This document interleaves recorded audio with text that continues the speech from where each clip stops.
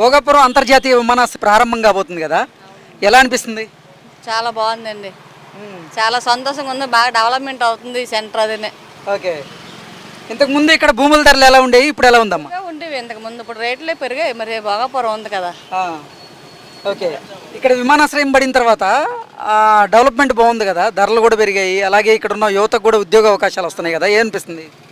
సరదాగా ఉందండి, అందరికి సంతోషంగా ఉంది. చాలా మంది మా ఊరోళ్ళు ప్రతి ఊరోళ్ళు పని చేస్తాండ్రు అందులోనే. బాగా ఉన్న జాబ్లే బాగా వస్తాయి. ఓకే. వస్తాను. భోగాపురం ఎయిర్పోర్ట్ రావడానికి కారణం ఎవరు అసలు? టీడీపీ ప్రభుత్వం అండి. టీడీపీ బాగా చేస్తుంది, డెవలప్మెంట్ అయితే టీడీపీ చేసింది ఇప్పుడు.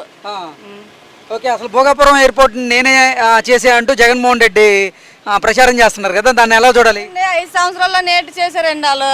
5 సంవత్సరాలు నేటి చేయలేదు. ఇప్పుడు అంతా 2 సంవత్సరాలు పూర్తి అయిపోయింది అంతానా. మరి ఏటి చేస్తాం? ఓకే. కూటమి ప్రభుత్వ హయాంలోనే మొత్తం పూర్తయిందా? ఎందులోనే పూర్తయింది. మరి 2 సంవత్సరాల్లోనే మరి డెవలప్మెంట్ అయిపోయింది, పూర్తి అయిపోయింది. మరి భూములు ఇచ్చిన రైతులకి ఇప్పుడు సంతోషంగా ఉన్నారా? సంతోషంగా ఉండరేటండి. అందులో ప్రతి ఒక్కరికి జాబ్లు వచ్చారు. అందులో ప్రతి ఒక్కరు చేస్తున్నారు పనులు అందులో. ఓకే. మీ గ్రామాలు కానీ మీ మండలం కానీ డెవలప్మెంట్ బాగుంది అయితే? బాగుందండి, బాగుంది.